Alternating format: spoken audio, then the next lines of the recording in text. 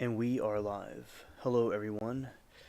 I am doing this early Saturday stream to hang out with you all for a little while. And also, you could be watching from anywhere around the country and the world, and I appreciate that. Welcome to this episode of the Alien Spaceship streams, and about to we have some interesting things to talk about, some news updates, and also some supernatural things and stuff with just hanging out and chilling and talking about different things in general. All right. All right. Hello. So I hope all of you have been having a good weekend so far. And also, as I said, yesterday was a very great stream. I appreciate it. We had Stranded call into the show, and that went very well. And I'm going to do something real quick. Let's see. Okay. Alright, so we had Stranded call into the show. We went live for 6 hours the other night, and we had a pretty cool audience, and that went pretty well. I appreciate all that. And also, recently, we had, things happen with the hurricane, and there's some new stuff about that where FEMA isn't able to pay. They're saying they allegedly don't have enough money to pay the people that need the assistance. They don't have enough to give them the supplies because of the other money they spent on the other matters. And there's new articles and stuff coming out about that. Also, we have this. As I said yesterday, the strike was ended at 62%. So they'll give them a 62% increase of a raise, and that was their settlement. And I do think that is kind of high. A lot of people were panic buying toilet paper and stuff like that. And also, I was researching things about some cryptids, and I was researching some stuff about some of the paranormal stuff I like talking about, and we'll get into that. And for now, I will play the game and talk about these things to all of you, and then I will get into the different articles and examples and stuff like that. Alright, so.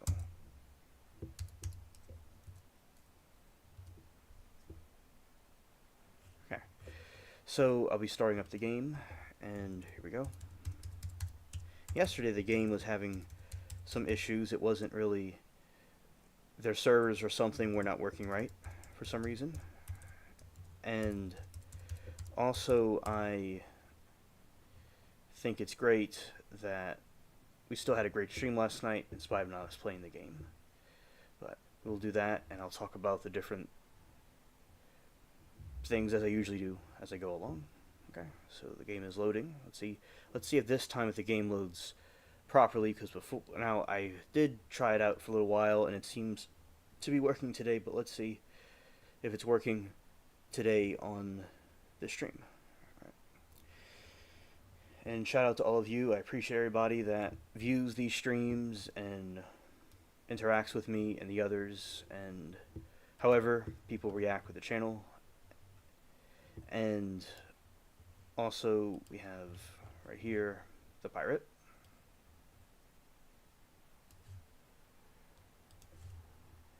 Alright. Well, getting the chat window out so I could see what's going on there. Okay. Alright. Okay. Here we go. Alright, so we got the pirate right here. And now let's go and do this. Okay.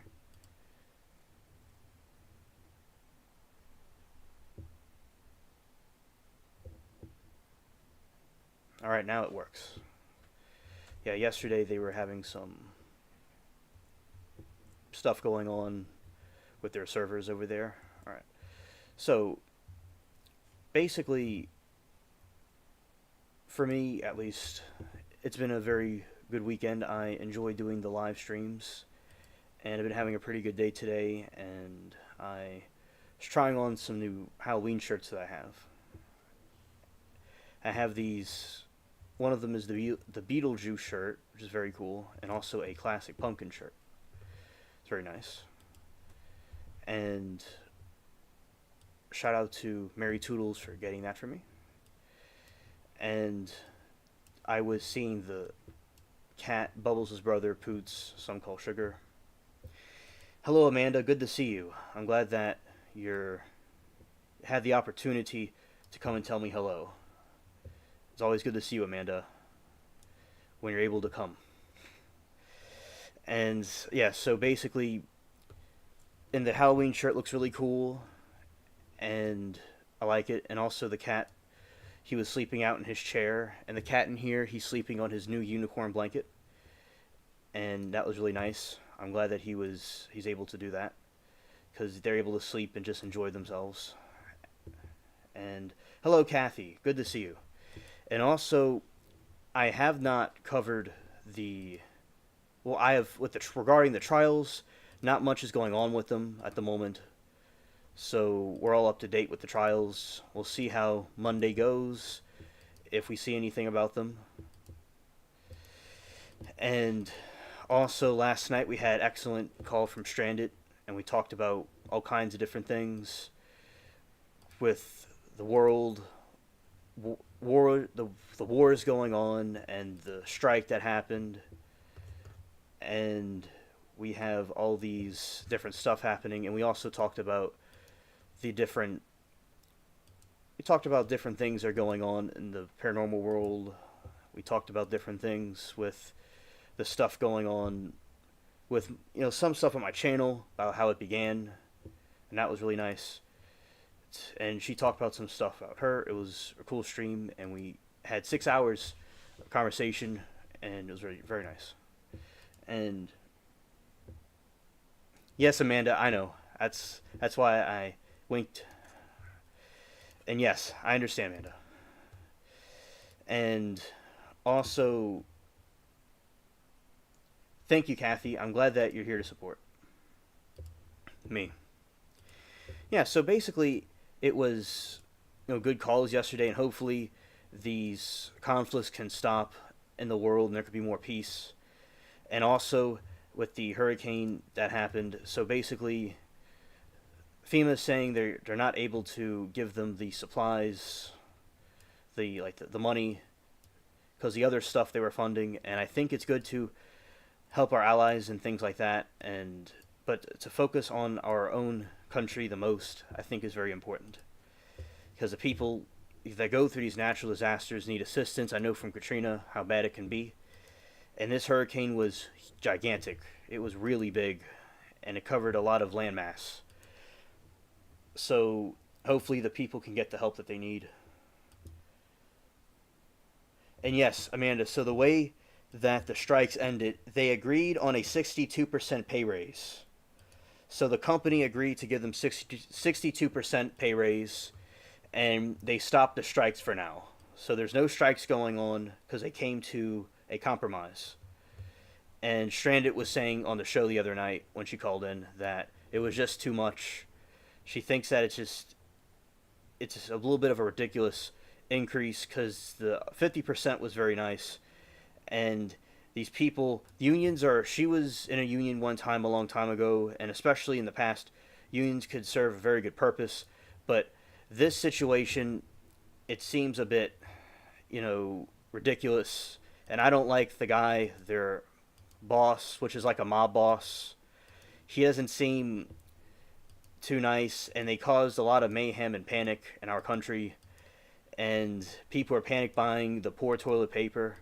Toilet paper does not get a break, neither does the water.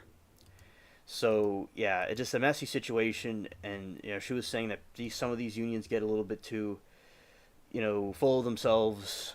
It's good for workers to have a good conditions and to be paid, but there's a certain point where if they do this a bit too extreme, what's going to happen now is they're going to raise the prices on all their stuff. So when they raise all the prices on everything, they raise all the prices up, everything's going to be more expensive for the consumers and them. So it's may not really help them, but, that was really a scary situation for the country. Yes. And Amanda says she was lucky to get a 5% pay raise in a year. And Stranded said yesterday on her call that the people over there, the dock workers and those people that in that field get paid a lot already. You know, they get paid a lot already, so they're already making a lot of money, and they just want even more. And it just seems kind of like they're scamming people. You know, they're kind of doing a pulling a scam off. But I understand things are very expensive now with the inflation and stuff that's going on, and hopefully that it could be resolved. But yeah, I feel that was a inappropriate situation, and basically we'll just have to wait and see how things roll out. Yeah, exactly, Amanda. It hurts everybody. So basically, I remember what happened was I was researching some stuff, and there's a lot of people that were captured from North Korea. I mean, from Japan, and captured and brought to North Korea. And the North Koreans one time blew up and allegedly, which I believe they obviously did through investigations and stuff, blew up an airplane, and they had these spies and stuff, and they brought people over to Japan to teach them their language and things like that.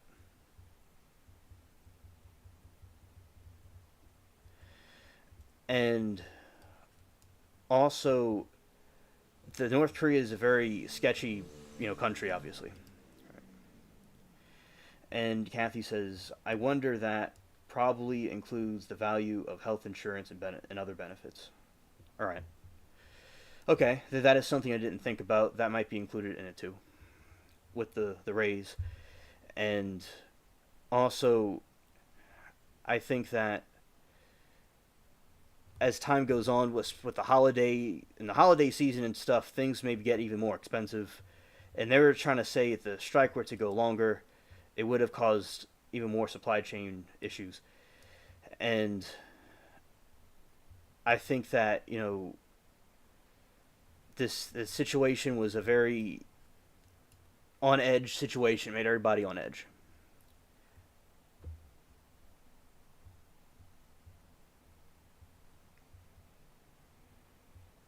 Right, and also right, Amanda, and basically with these situations, they because Stranded was talking about how they would go and just replace them by the migrants, and they sunk me because they hit me with heavy artillery, and that sucks, and I have to do that all over again. And yeah, so basically, I understand what. Hey Matt and hey AC, good to see y'all. So I think that in these situations regarding the dock workers, it would cause an increase in price. Is my point, and we have some interesting points from chat that I want to go over. But oh yeah, I remember about because they're going to replace them with technology, with AI. That was something they were going to replace them with. And if they didn't keep their job, they might give it to other people that would work for less. And because sometimes like the people want more and more, but there'll be people that will work for a little bit cheaper than them. But understandably, people need to pay their expenses and stuff. I understand that.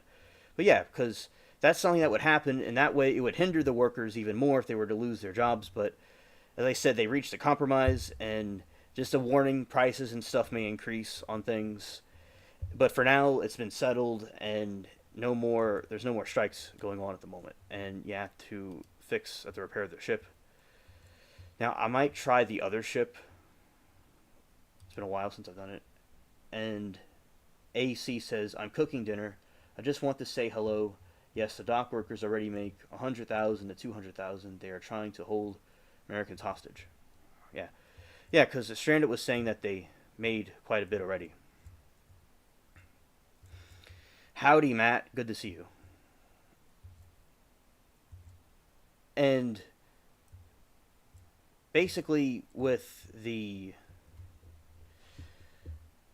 hurricane, it's unfortunate that they weren't able to give them what they need, with money wise. And I think they should get more of a relief as much relief as they possibly can, and to focus on the people here. And also, as I was saying, the North Korea has been known to do shady things, and it was very creepy to learn about how they may have kidnapped over 800 people, or about 800 people. But they claim that they returned them back to Japan. Then they said they returned some of their ashes, but the ashes didn't match the people. So there's all kinds of different opinions going on about what the North. And this was a long time ago. These kidnappings happened. So basically, that is a very sketchy situation. And Amanda, regarding Sarah, shout out to her, especially if she's like watching the reruns. I've not heard from her in about 3 weeks, but I will see about how she's doing though. And another thing I was learning about cryptids. So a cryptid is like a type of creature like Bigfoot. It's like, the Jersey Devil. It's things like that. And at one time, the gorilla was thought to be a it was a cryptid. It was a mythological creature that only a few people have witnessed and heard about. So most of the time in the old world, people didn't know. They thought like the gorilla was like Bigfoot and stuff like that. So they thought that the gorillas were mythical creatures. Same thing with the Tasmanian devil and stuff like that. So a lot of these creatures that we have now in zoos, like gorillas, for instance, were at one point thought as a myth, that it was fake. So it's interesting to think about all of the different creatures and animals that exist that we don't even know about, and other ones that we may think they're not real that are real. I think that, these mysteries are intriguing to learn about.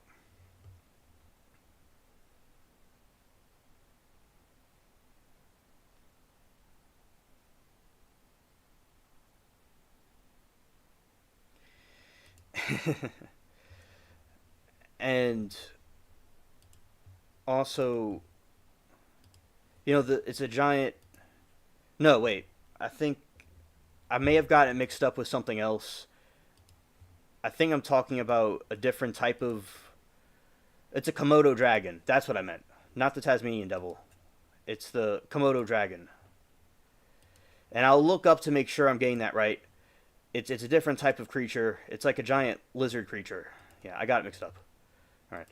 But basically, my point is there's a lot of creatures that they thought weren't real or they thought were myths, but they actually were real.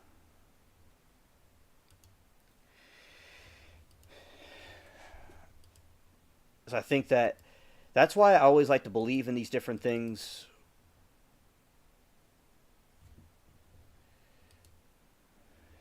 Because you never know what could be real and what cannot be real. That's why I was always open to different ideas. Because you never really know.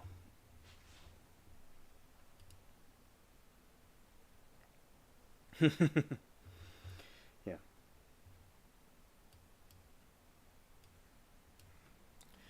Yeah. And also, the other time I was on the show, we are talking about the.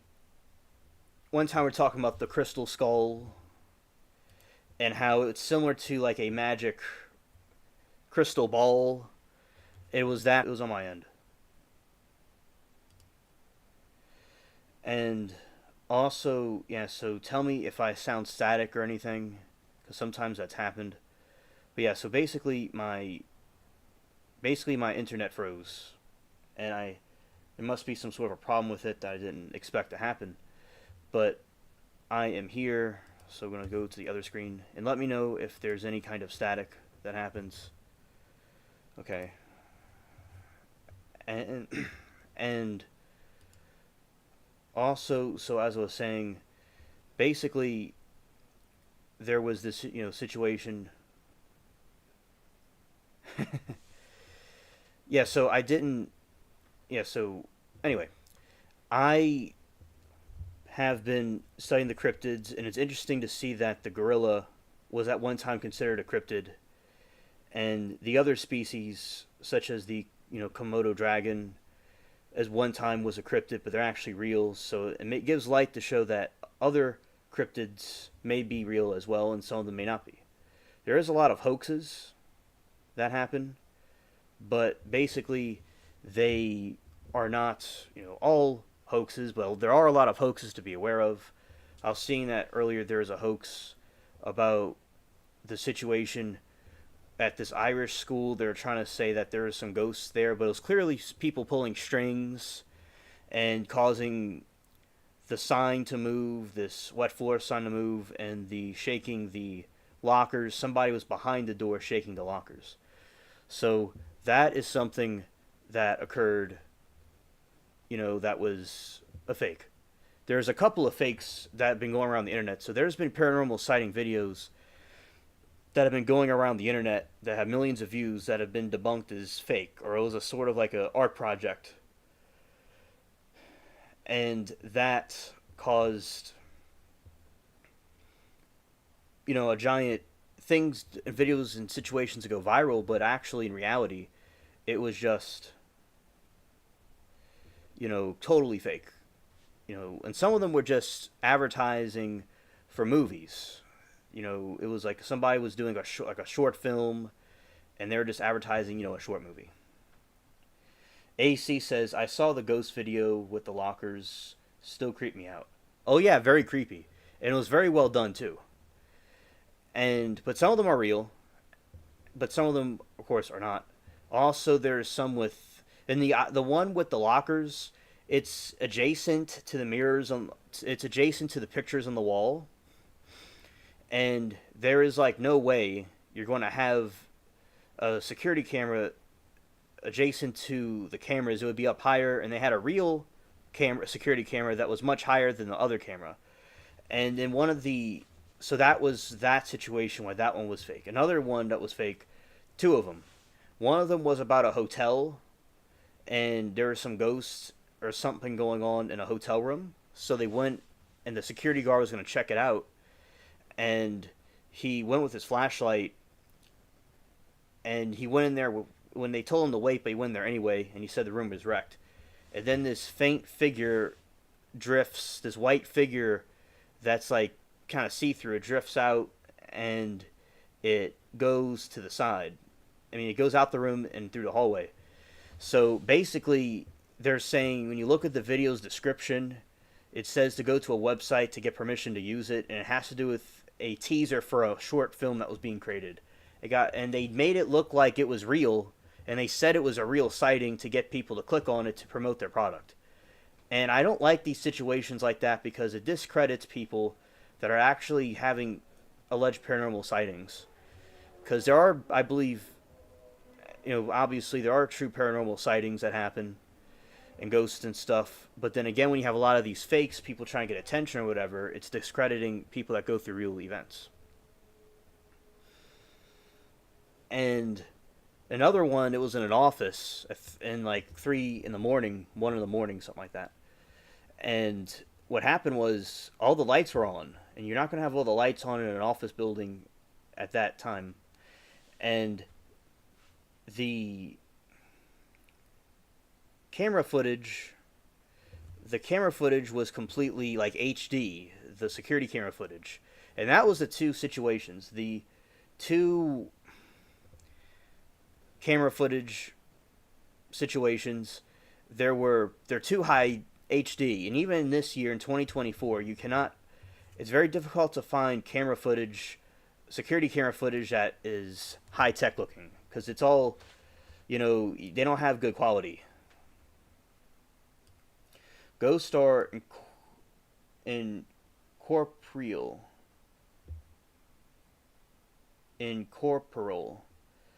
I may have said that wrong. They would have no need to walk down a hallway or go out a door if they existed. Exactly, Matt. That's another good point. Yeah, so basically, as he pointed out, it wouldn't need to go out the door. It could just go through a wall if it existed. And Yeah, they could just, they're transparent. They could just go through a wall or something. They wouldn't need to go through a door. It's too, the cinematic effects and are too real, or it's too artificially set up like a movie. Yeah, just cringe. Thank you, Matt. I've not heard of that word before. Thank you. Incorporeal. Incorporeal. Okay, I learned a new word today. Yeah, so basically, those were fakes, and also there is some prank video of these two girls, and they're looking down the hallway. They're like sitting at a table, and they're kind of scared of something in the hallway, and the parents made this prank to scare them. And a lot of people think that's sick to do that to the kids, but they marketed it as a real sighting, but it wasn't. So people could do all this to get millions of views, and there are paranormal sightings, and especially UFO sightings, whatever they are. There are tons of UFO sightings, and those I see quite a bit, but those also have fakes as well. And I understand why many are skeptical about the supernatural because of these so many pranks people pull. There's a new picture that's out of allegedly of Bigfoot that was captured, allegedly, and everybody's making memes and jokes about it. As I said, we have to just wait and see if it's a scene from a movie or if it's a fake or if it could have some credibility. We have to wait and see, because there's a lot of fakes and scams out there. And I think personally, like orbs are seen often by a lot of people. I've had subscribers tell me about the orbs that they've seen, and I've seen them myself. And there's a link between ghosts and the aliens, that they're part of the same thing, or people like they're in the occult, they'll dive into UFOs and the ghosts, like they can contact both of them. So there could be a link between both of them if they exist. And I think that these paranormal things should be investigated. This doesn't mean to not focus on what's going on in the news, what's going on with different things, and the country, of course, that we need to focus on. But also, I think these matters are interesting to do as well, and I would hope that it would not be used as a distraction from things that be going on, because sometimes there's some that think that some situations there were distractions that happened. But I do also think over a period of time, especially with the aliens, they didn't think they were real. But then at some point, when there's too much evidence that they're happening, and with all the technology, people could see what's going on, they eventually confirmed that they were seeing UFOs, or at least there's whistleblowers that were saying there's UFOs, and that they're concealing them. And I don't think they would ever be honest about what they really see. I know they don't want a public panic, and I mean, War of the Worlds was a freaky movie. It was a scary movie. And if there's like any potential alien encounter that could cause a problem, that would cause people to be freaked out, obviously. So they would want to downplay it.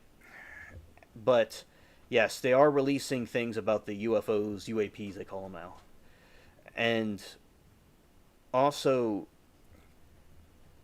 they are, and as I said, this is eclectic, so I kind of jump around different topics. So basically, we have been talking quite a bit about different food dishes and stuff, and I've been enjoying that. And also, because I remember like party food, like you see at a party, there's all kinds of like party food. That's really cool.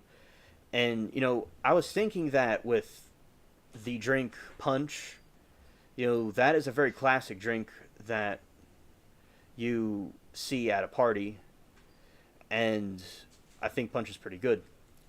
So I remember in the SpongeBob episode, they had this situation where they had the ghost come out.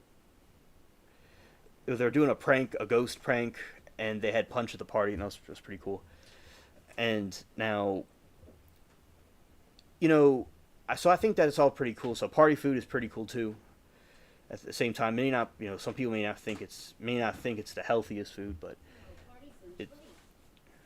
Pardon? There you go. Yes.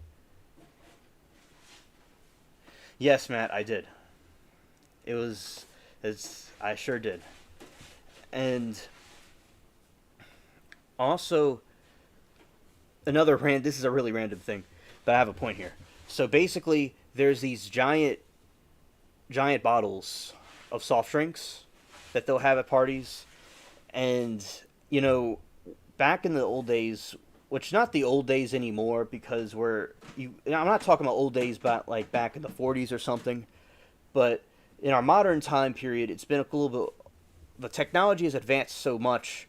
Things are a little bit different now. But back in the day, people that would code, they would. I remember I saw this documentary, Triumph of the Nerds. That was a good documentary, and they were talking about what? Shout out to the nerds. Right, yeah, shout out to the nerds. And they would just spend all their time coding, and they would drink these gigantic 2 liters. 2 liter bottles of Coke, and to keep themselves energized. And yeah, I guess that was their monster drink. That was before the monster drinks came out. I've had monster drinks and energy drinks before. I get back in high school, and also I don't drink them anymore, but I did drink them at one time, and I think it's not the most healthiest thing to drink, but y'all could put your opinion if y'all have any about the energy drinks. But yeah, I guess that was their equivalent of having an energy drink. So if they were doing that in the modern times, it is a hell of a drug. Absolutely, it can make people go do a lot of things. And you know, I remember basically with the drinks, I guess that may be the equivalent of a really big Coke. Now what they would do is they would probably use monster drinks to go and do their coding. I guess that's what they would use now. And basically, I think it's cool to have social gatherings and stuff like that. And also, a lot of times, as you all know, I like spending time with people and stuff. And obviously on YouTube I do. And also, alone time is cool as well. Now, yesterday, Stranded was drinking some tea when she was on the stream the other day. And I think tea is a very cool drink. That, like Danny was saying, he likes to drink coffee and tea at the same, not at the same time, but, do coffee in the morning and tea in the evening. And I think that's pretty cool because it has different caffeine levels. And, some say that, like, caffeine itself is like a drug. And in a way, well, it was not caffeine's like a drug, but sugar.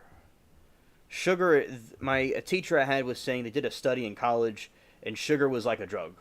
If you like look at so that's very interesting to see about how even basic food items can be seen as a drug. And I like the marketing they use. Like Coca-Cola does a lot of good marketing, along with the other companies, and that's how they're able to market their products very well. So also the advertising and their captivating red is also another thing that catches the eye. So that's very interesting how they were, people were able to do marketing with colors and stuff, because colors can give off certain vibes and cause you to feel a certain way. And Matt says, too much caffeine, coffee, and energy drinks cause vision issues. Exactly.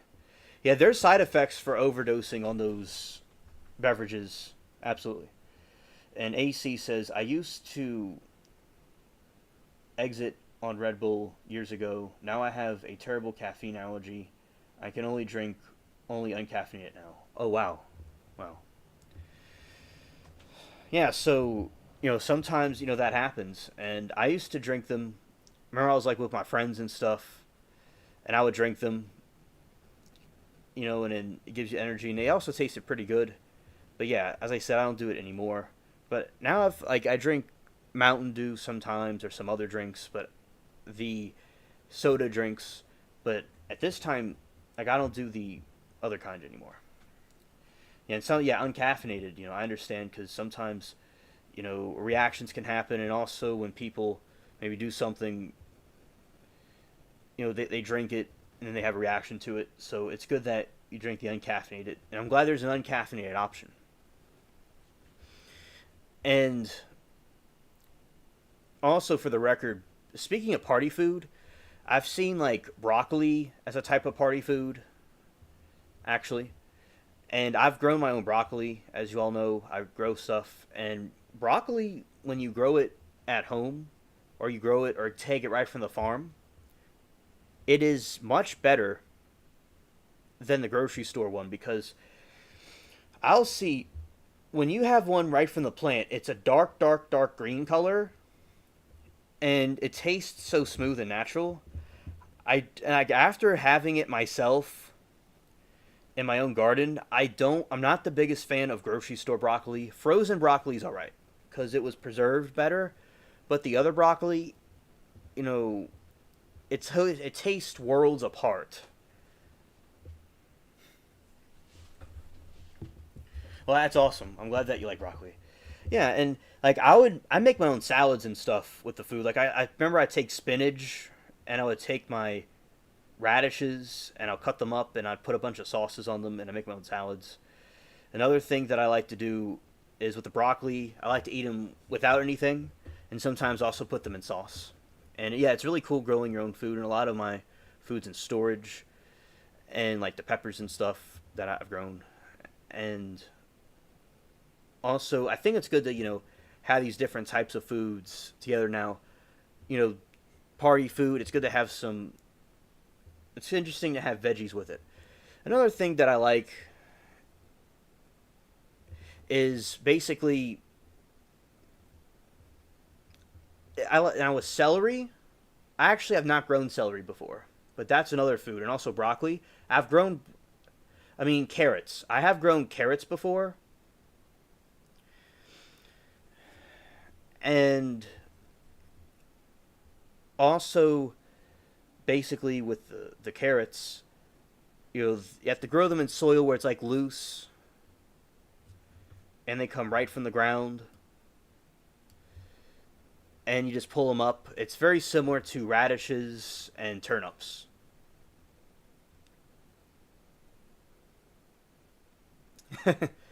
Matt says I only like raw broccoli,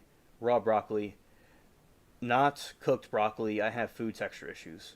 I like raw broccoli too. I like raw broccoli, and I understand about food textures. But basically, as I said, right from the plant, OMG, it tastes delicious. Now turnips are not to be reheated. I read. So if someone were to eat turnips, it's best to not, you know, reheat them because it could be toxic. It's toxic when it's reheated. But turnips provide quite a bit of food in one little serving. The radishes are more like kind of like a side dish.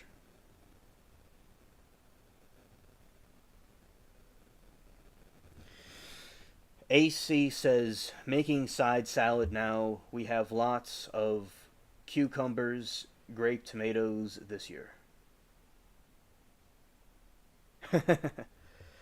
Turn up for what? So turn up the music because we're blasting a party blast in the spaceship. So basically, I like tomatoes, and I've grown tomatoes before. It's been a little while since I've grown tomatoes, but I have to do that again. And like in winter, down here it gets very cold, especially with the humidity, and it's good to either grow them next winter. Yeah, turn up the volume. Yes, and it's good to have them every year. I mean, you could always regrow them, like replant the seeds, or you could bring them inside so you don't die in the freeze.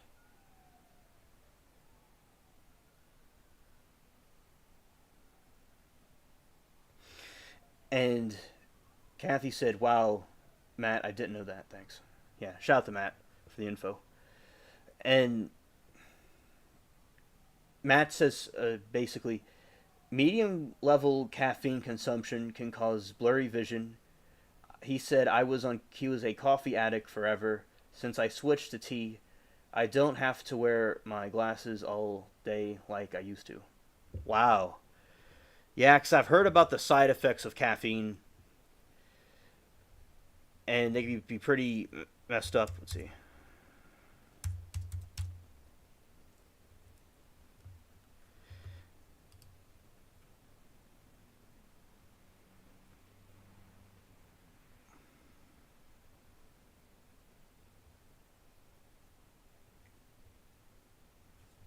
Let's look at side effects.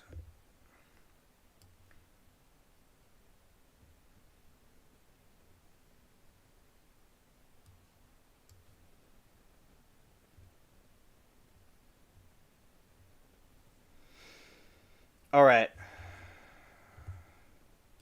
Caffeine overdose effects.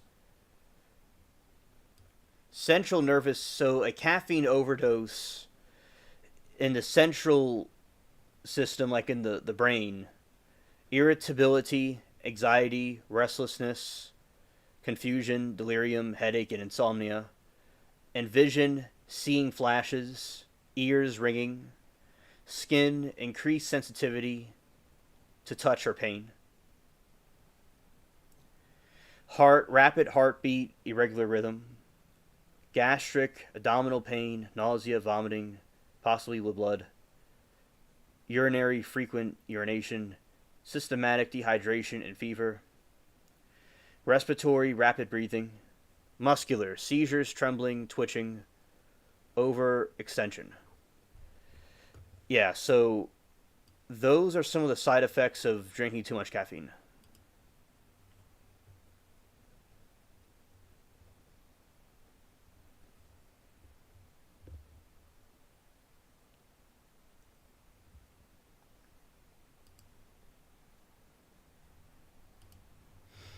All right.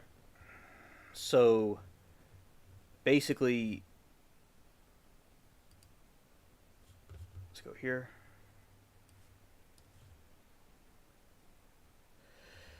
Matt says during eye exams, they take your internal eye pressure, which is influenced by your blood pressure, which is impacted by caffeine.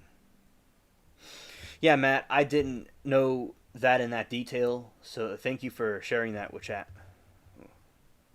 You'll see me again in a second.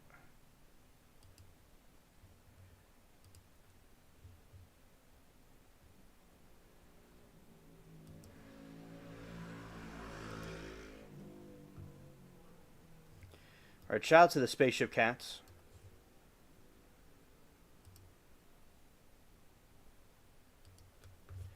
Yeah, shout out to the Spaceship Cats.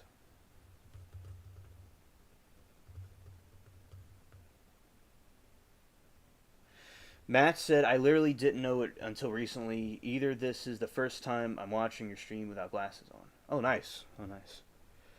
Yeah. So, yeah, these are the Spaceship Cats. And I'm going to put up something. Let's drag this down and go all the way to...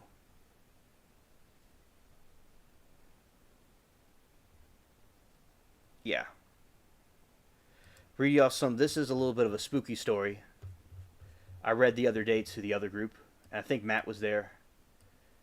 And of course, we're still talking about the current topic as well, which is fine. Any chats can talk about what they want to talk about. It's okay. And some of y'all that may have not been here, I will explain this spooky story.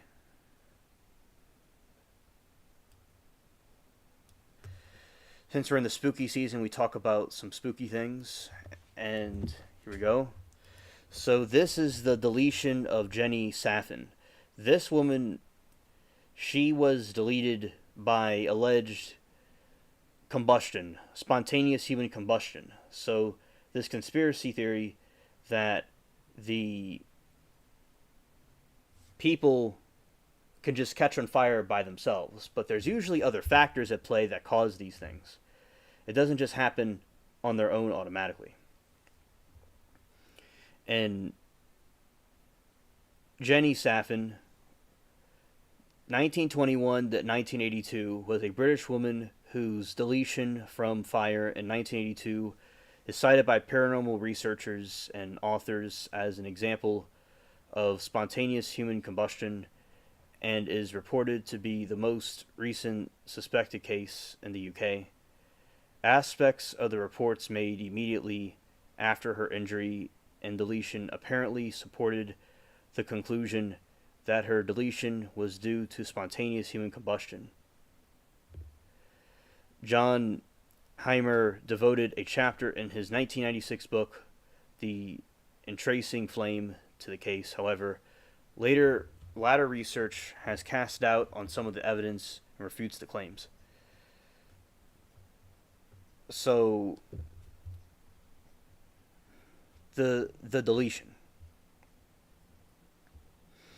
Jenny Saffin was born in Edmonton, London, with birth defects that caused intellectual disabilities, limiting her cognitive function to the level of a child. She was 61 years old when she was deleted. On the evening of September 15, 1982, she was in her family's home in Edmonton with her father, Jack Saffin, and her brother-in-law, Don Carl. Jenny was sitting with her father in the kitchen. Jack Saffin was looking away from Jenny when his attention was drawn to his daughter as she was suddenly on fire. Jack Saffin and his son-in-law, Don Carroll, put out the fire using water from the kitchen and called the ambulance. Jenny was treated en route to the hospital by paramedics, admitted by North Middlesex Hospital, and transferred to the burn unit in Mount Vernon Hospital, where she was treated until her deletion, causing ammonia during the burnings. Not Earth days, but 8 days after the original fire and injury, relatives suggested at the inquest that the deletion could have been a case of spontaneous human combustion, but the coroner, Dr. John Burton, said there was no such thing and gave an open verdict.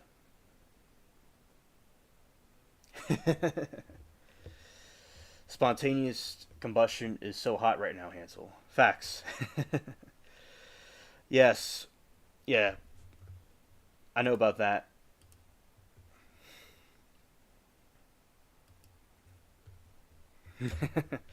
I know about that movie.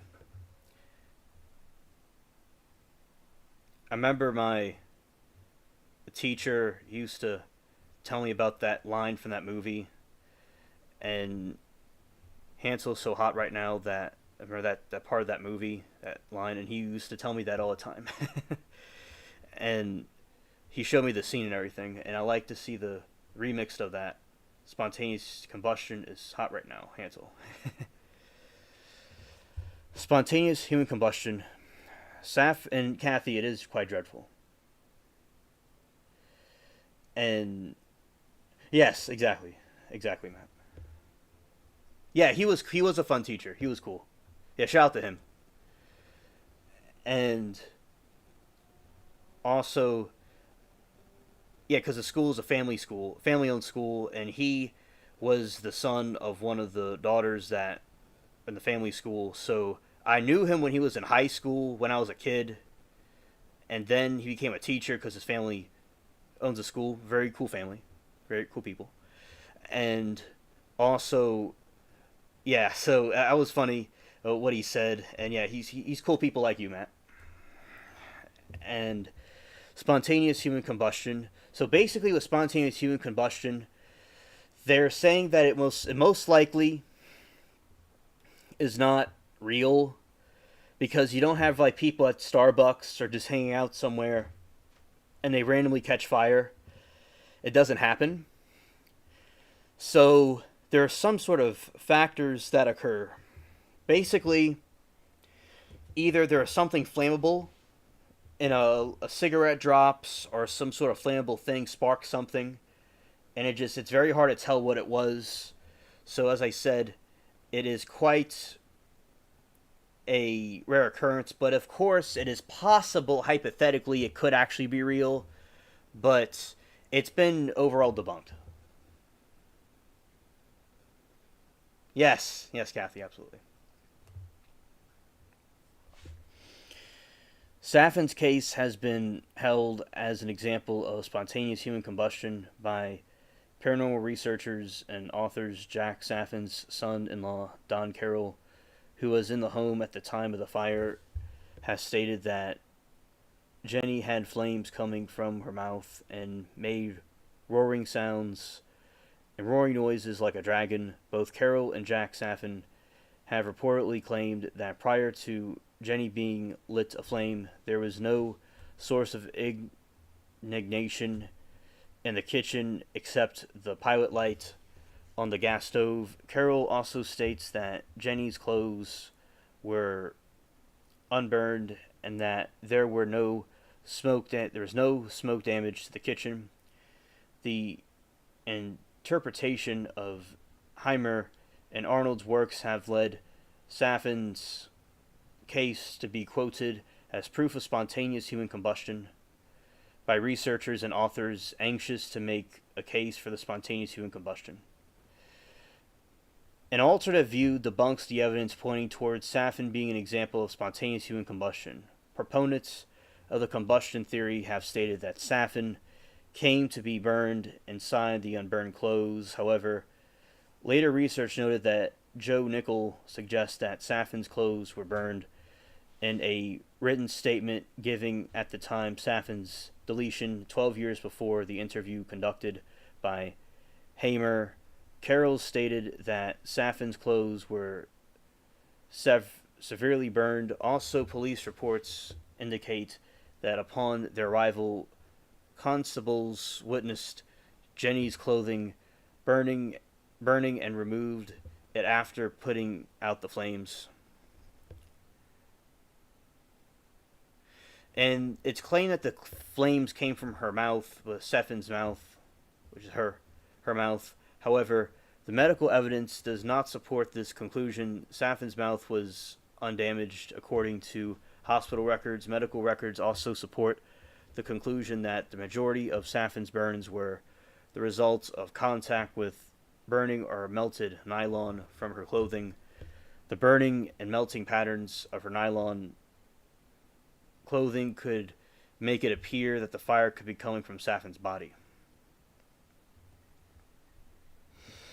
Opponents to the spontaneous human combustion theory also have potential explanation for the source of the flame that ignited Saffin's clothing, causing the fire. Carroll made several statements that the only source of flame in the kitchen was the pilot light for the stove. In one interview, he specifically noted that Jack Saffin's pipe was unlit and filled with fresh tobacco. Nickel outlines the plausible explanation that Jack Saffin knocked out using tobacco from his pipe in order to refill it, and that while doing so caused lit embers of the pipe tobacco to land on Jenny's clothing. Nickel suggests this the pipe embers carried by breeze and landing by Saffin's body.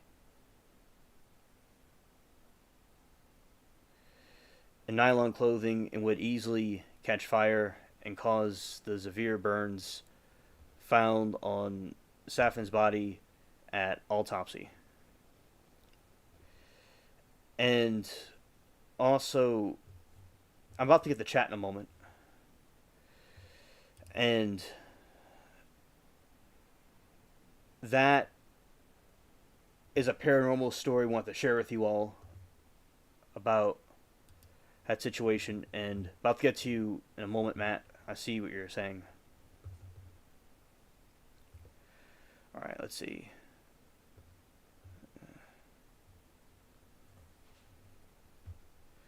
Focus on the bamboo saucer. Okay, I want to talk about this for a moment. Okay. Alright, so he says, do you have Discord? If you want, I can invite people to the ABL one. Alright, so I do have a Discord for the spaceship people. I haven't... What's it called? It's there, it exists. I just haven't released it yet, but I will give you the link to invite people to that. And so that one, I would have to, go and get the link a little bit later, and I could give it to you that you could put in the chat later. And you can... There's a lot of people that go on both streams. Yeah, Matt, you could do what you feel is best. I don't mind what you do. And I'll give you the spaceship Discord thing later. I'll send you a message about it because it does exist. I just haven't put it out there yet. All right, Matt. All right. And yeah, you do what you would like to do. I'm not bothered what you do, Matt. Thank you, Matt, for letting us know. And you could do it if you'd like. All right, so Curlin photography is a collection of photographic techniques used to capture the phenomenon of electrical coronal discharge. What this is, it has to do with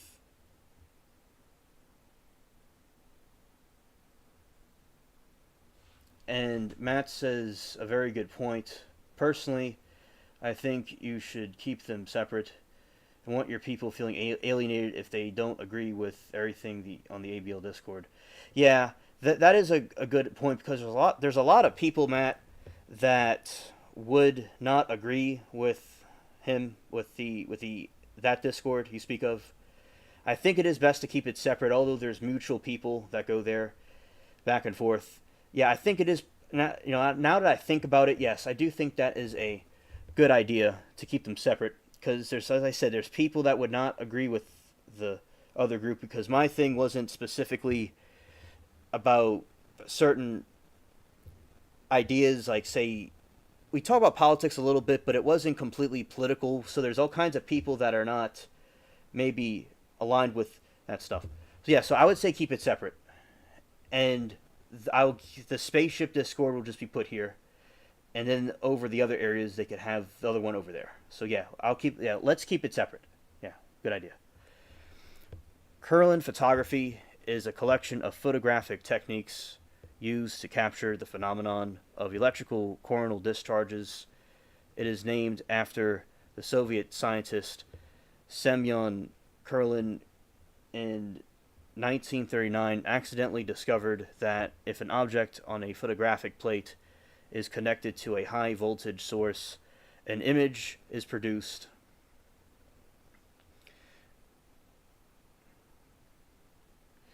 And Matt says, my stream is a very specific vibe. That's why I like it so much. Well, thank you, Matt. I'm glad that you appreciate my stream and it gives off a vibe. Thank you. Thank you.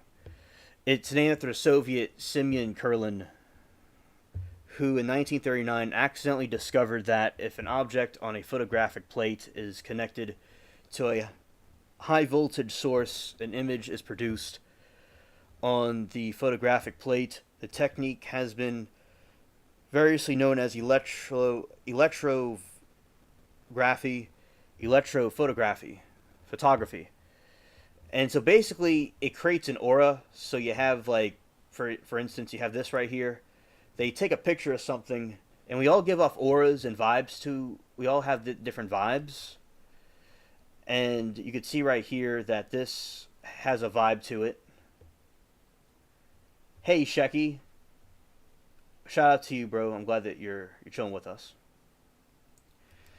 And basically, turn this off for a second. So yeah, you can see how they take a picture of something with a special camera, and they can see the aura of the object, because we all give off different vibes and auras, and that's really cool to see.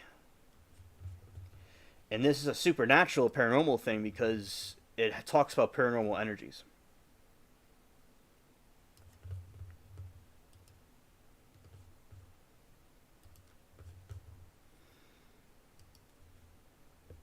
And that was a photograph of a fingerprint.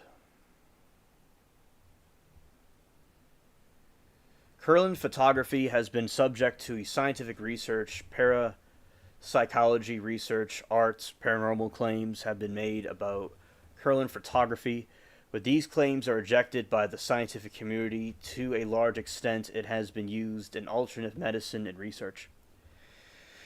In 1889, Navratil coined the term word electrophotography. 7 years later, in 1896, a French experimenter, Hippolyte Bar-Adoc, created electrographs of hands and leaves. In 1898, Polish engineer Jacob demonstrated the electrophotography at the 5th exhibition of the Russian Technical Society. In 1939, the two citizens S. Pratt and J. Shelmer published photographs showing a glowing glow around leaves. The same year, Russian electrical engineer Semyon Kurlin and his wife Valentina developed the Kurlin photography after observing a patent. Hello, Stranded. Good to see you. In Krasnodar, in the hospital, was receiving medical treatment from a high frequency electrical generator that had noticed that when electrodes were brought near the patient's skin, there was a glow similar to that of neon discharge tubes. Yeah, and basically, so what this situation is, you take a picture of something like coins or a fingerprint, and it gives off a certain aura to it, because we all give off certain auras and vibes to each other, and that is basically what they do, you know. And I think that it's very important to talk about this because we know a lot about these different auras and things like that. We have, you see this, those are two coins. They both, and they give off a certain aura to them.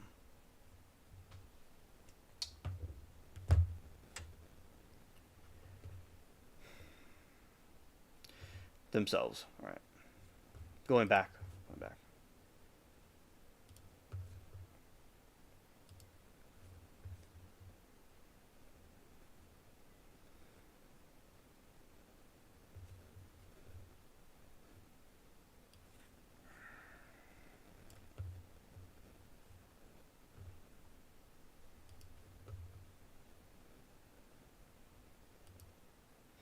All right, so this is kind of how it works. The high voltage frequency power supply, and that's how they take these type of pictures.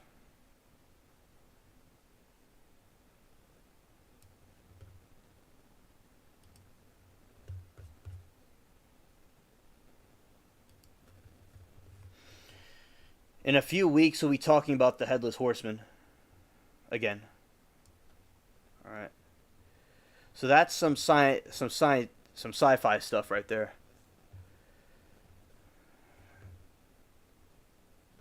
And also, let's see, this incident I want to talk about.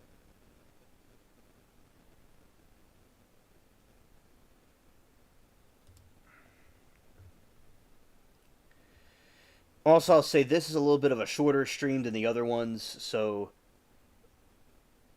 I'm going to get through some things and it will be over with shortly. This is like a shorter stream, but I was spending some time with you all. All right.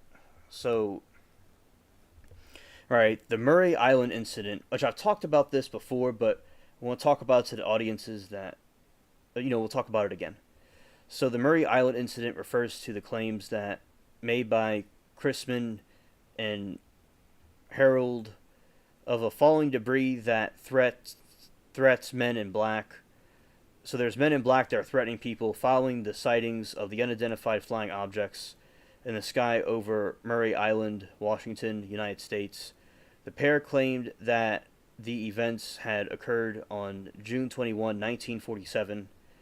The incident is widely regarded as a hoax, and even believers of flying saucers and UFOs. So what happened was these people were sailing on the water, and they saw these UFOs everywhere, and they kept on dropping all of these, looks like sheets of paper. And also, yeah, thank you, Amanda. Shout out to you too, in chat. So it was dropping these pieces of, like, these white metal sheets everywhere, and it was hurting animals and people, and it was horrible, and a horrible event that was occurring. And I appreciate you all liking and participating in the stream and being here. It means a lot to me. All right. And also, on June 21, 1947, in the afternoon, about 2 o'clock, they were patrolling the East Bay Murray Island. I, as captain, was steering my patrol boat close to the shore of a bay on Murray Island. On board were two crewmen, his 15-year-old and his dog, and he looked up in the wheel of the boat and noticed six very large donut-shaped aircraft. And then it started dropping all this stuff everywhere, and it hurt the, it hurt some of the workers, and trigger warning, it wasn't good for the dog either. So it's like these UFOs were in the sky, and they were just dumping thousands of sheets of metal everywhere. It would be interesting to see if it was cleaned up. There's a lot of debris everywhere. But they're not really too clear about that. But the anniversary of this event is celebrated today. It's celebrated by people, so they do acknowledge it's real. But the guy said he made it up, but there's ambiguity. It seems that it may have very well been real. And he was threatened by the Men in Black.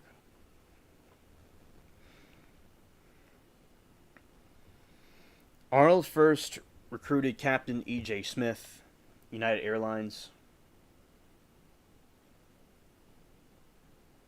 Okay, Shecky, awesome. United Airlines, who had reported witnessing a flying disc on July 4.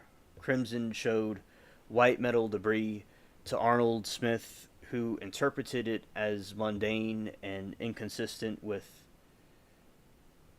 DeHaul's description. Arnold then decided to contact Lieutenant Frank Brown of Military Intelligence, 4th Air Force, Hamilton Field, California. Brown arrived at Arnold's hotel in Tacoma, along with William L. Davidson.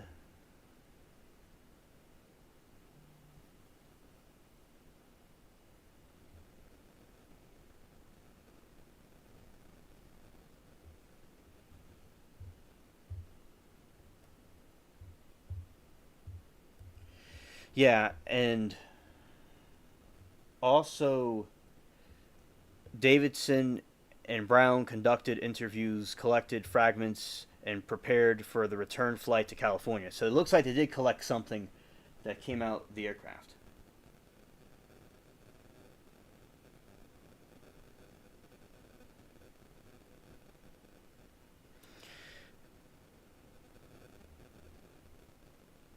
I'm looking at a picture of some peppers right now.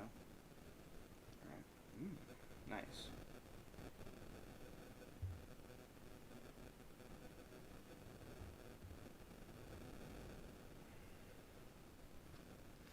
All right. Davidson and Brown conducted interviews, collected fragments, and prepared for the return flight to California. Out of McCord Field in the early hours, the B-25 Nickel officers were piloting crashed outside of Kelso, Washington, deleting both men.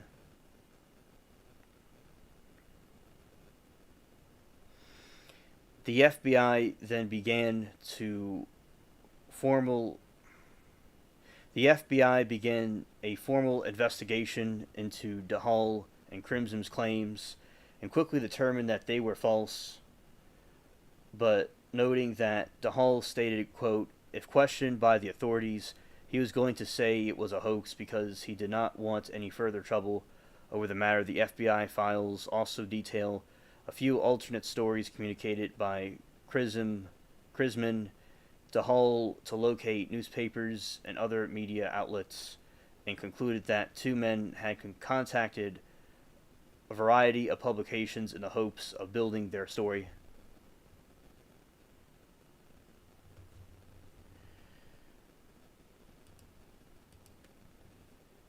And I'm going to be joining into this.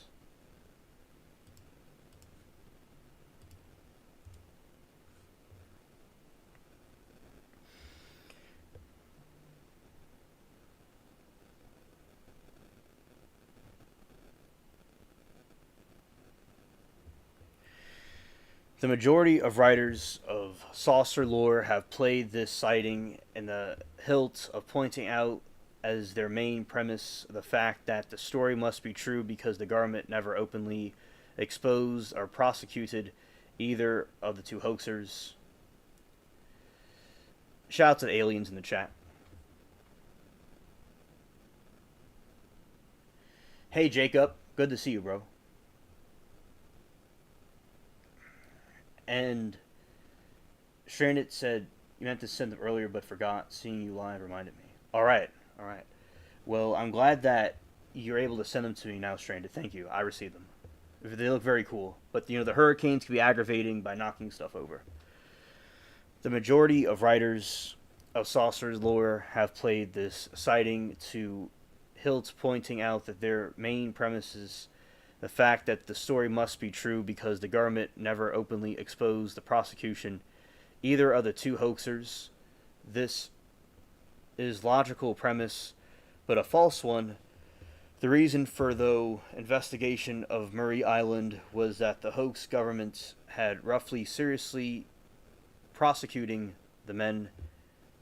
At the last minute, it was decided after talking to the two men, the hoax was harmless joke that had mushroomed and lost two lives, and the B-25 could not be directly blamed on the two men. Shout out to Jacob.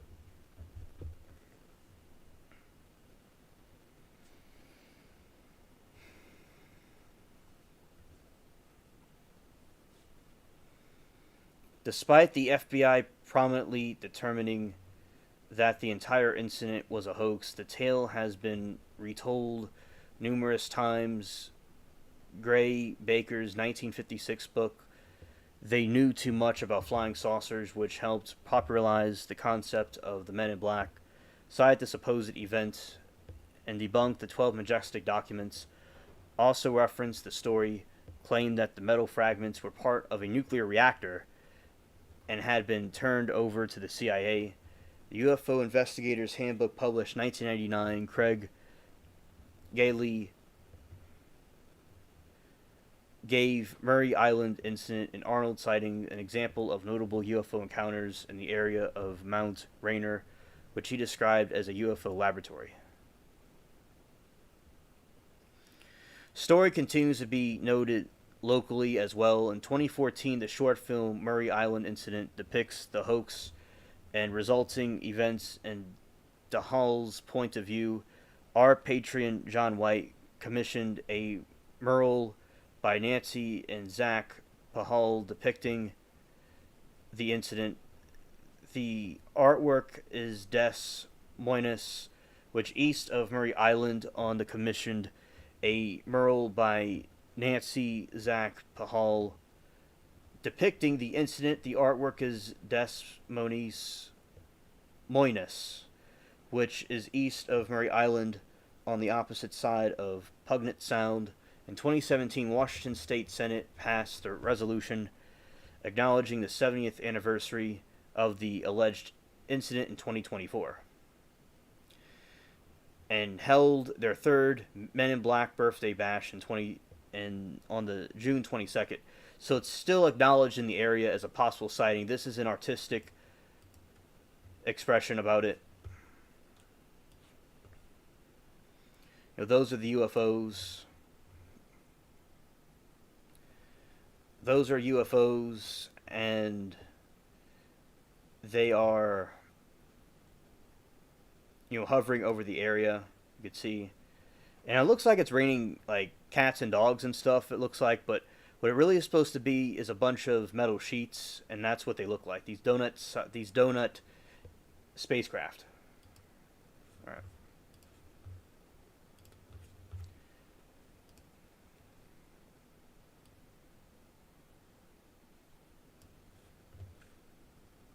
Scared.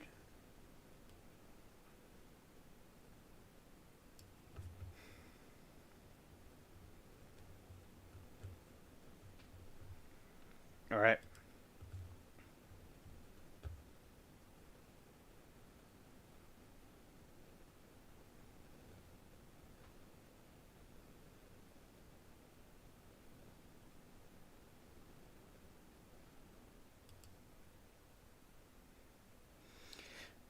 And yeah, that's the crystal skull we talked about before. And the crystal skulls are human skull hard stone carvings made of clear or milky white quartz. rocky crystal claimed to be pre-Columbian Mesoamerican artifacts by their alleged finders. However, these claims have been refuted for all of the specimens made available for the scientific study. The results of these studies demonstrated that those examined were manufactured in the mid 19th century or later, almost certainly in Europe during the time of interest in ancient culture abound. The skulls appear to have been crafted in Germany,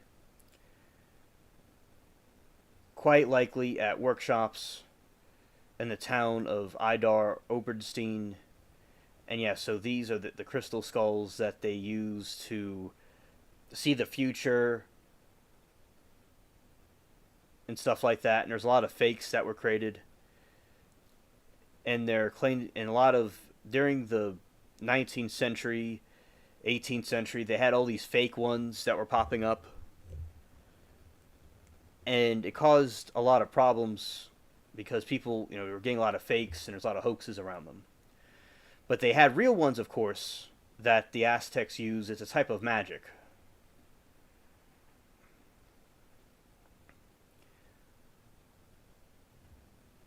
The crystal skulls of the British Museum first appeared in 1881 in the shop of the Paris antiquarian Eugene Babane. Its origin was not stated in his catalog for the time. And Stranitz said the real ones are made from a single crystal and don't have tool marks. Thank you. First appeared in 1881 in the shop of the Paris antiquarian Eugene Babane. Its origins was not stated in the catalog of the time. He's said to have tried to sell the Mexico's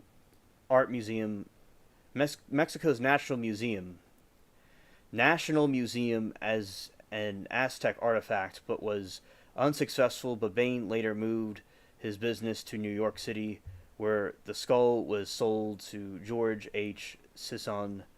It was exhibited in the meeting of American Association Advancement of Science in 1887.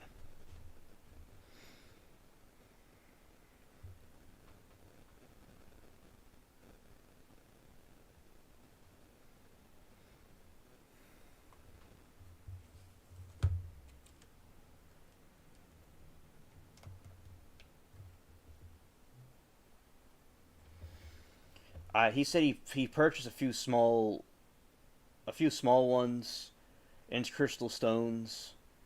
They're kind of cool. Oh, absolutely, absolutely.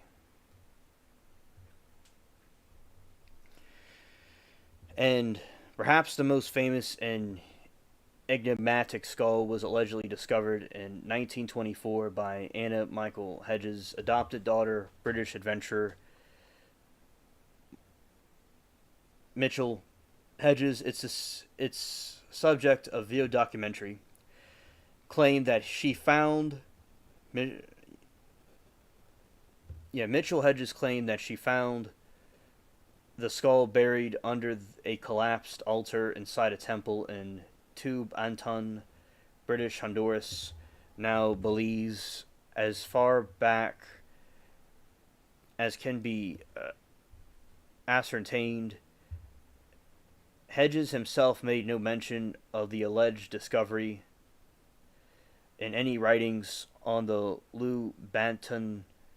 Others present at the time the excavation record recorded neither the skull's discovery nor Anna's presence at the dig site. Recent evidence has come to light showing that F.A. purchased the skull from Sotheby's auction in October 1943. And Shecky says people collect spheres and skulls of rare materials. Real dinosaur skulls are cool, huh? Absolutely. That is cool. The skull is made from a block of clear quartz about the size of a small human cranium, measuring some 5 inches, 7 inches long, and 5 inches wide. The lower jaw is detached in the early 1970s. It came under the temporary care of freelance art restorer restorer Frank Dorland, who claimed upon inspecting that it had been carved with a total disregard to natural crystal axes, without the use of metal tools.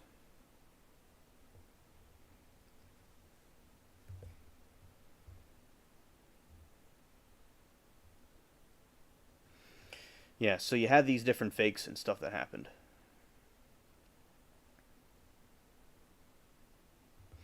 The largest of the largest of the three skulls sold at Eugene by Eugene Babin is about 10 centimeters high and has a hole drilled vertically through the center. It's part collection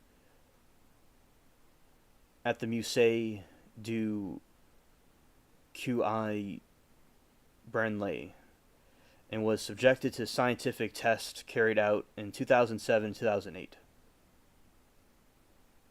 And this seemed like it was created in the late 19th century. But they're still pretty cool. But they do have real ones, of course. But this seems pretty cool.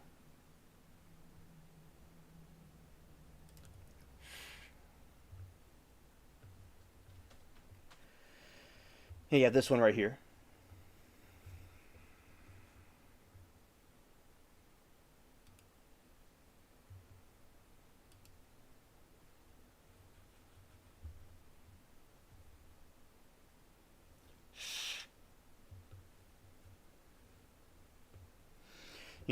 And also basically,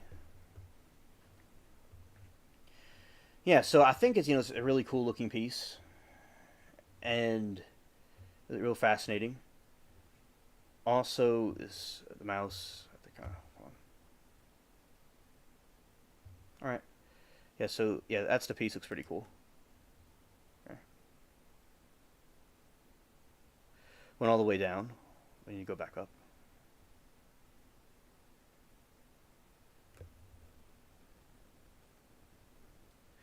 Yeah. So yeah, the crystal skulls and they were used and like the New Age stuff.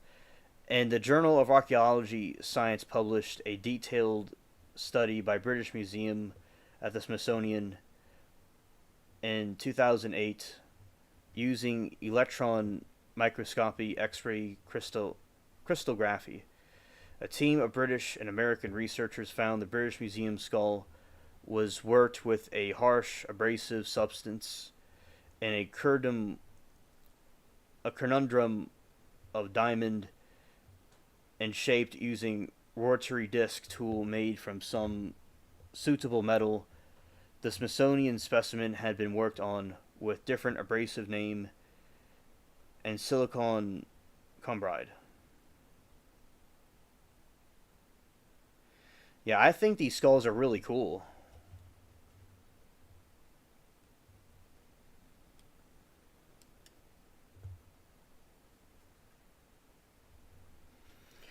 And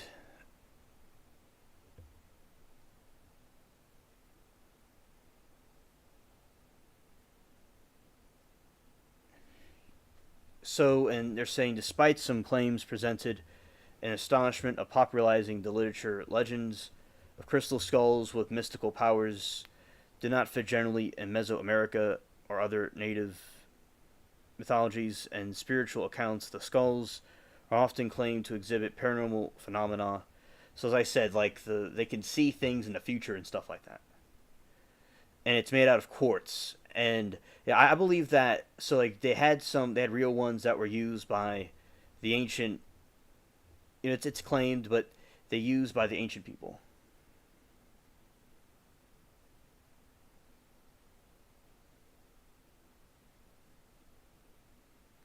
Okay, thanks. So Shecky says diamonds embedded into a drill type tool is how that works. Okay, thanks.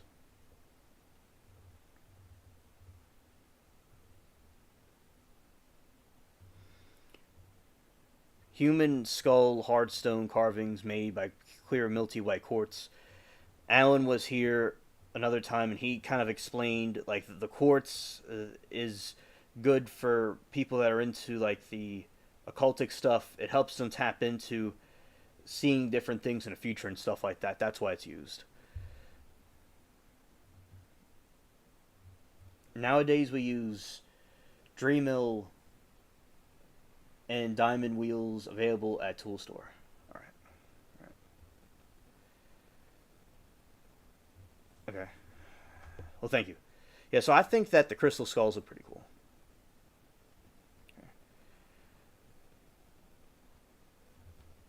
And also going to go down here.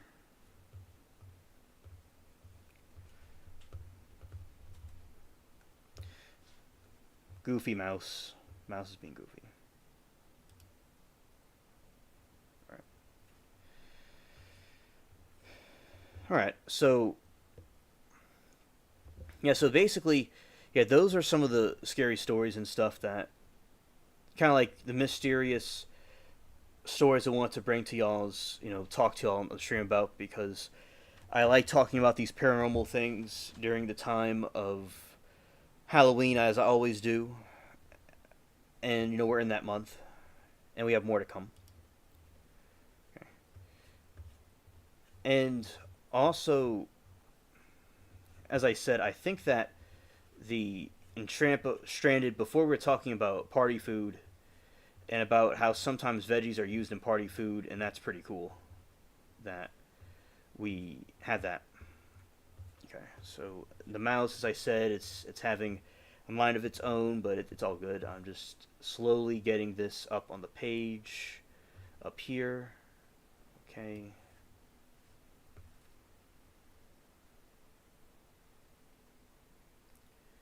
Okay.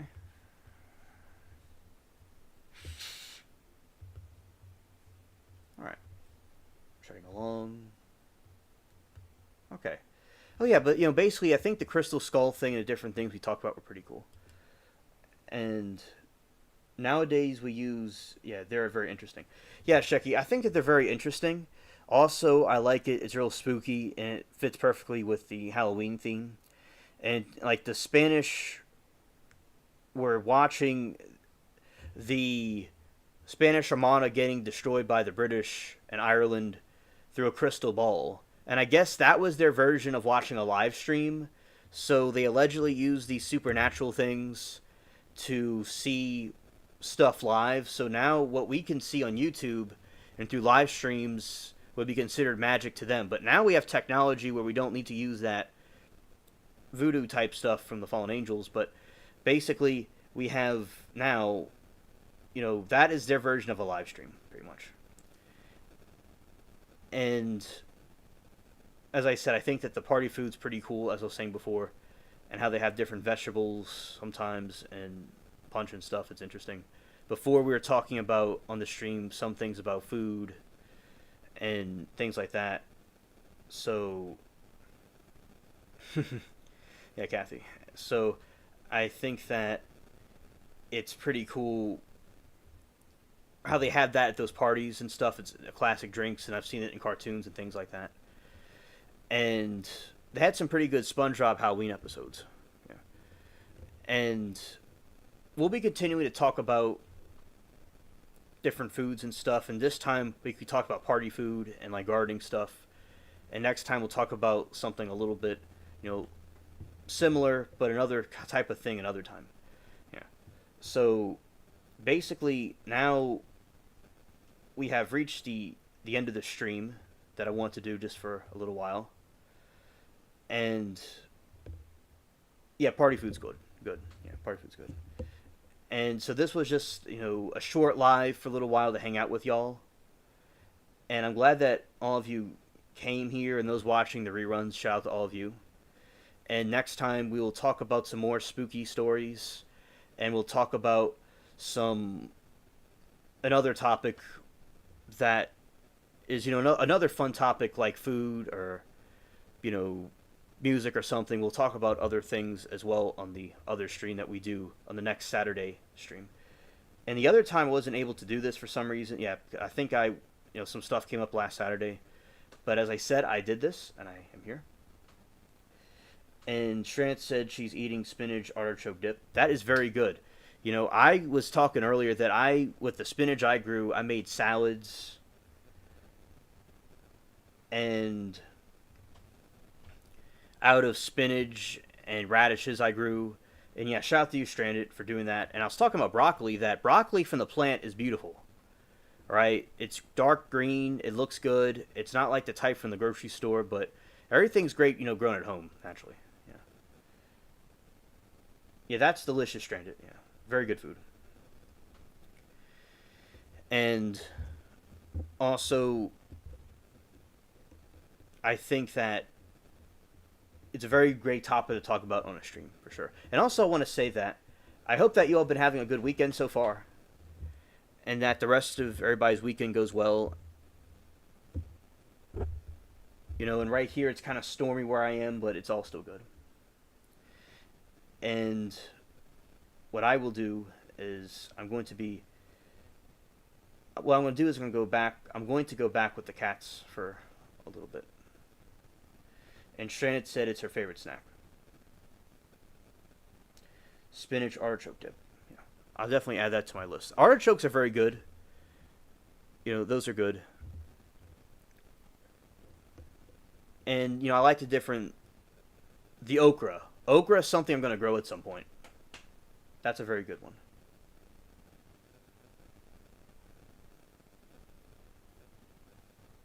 Yeah, thank you, Shecky. Thank you. Yeah, I'm going to be doing the cats now and going in the back. Yeah, strawberries are pretty cool. I like strawberries. All right. Yeah, so shout out to all of you. Everybody have a great weekend, and peace.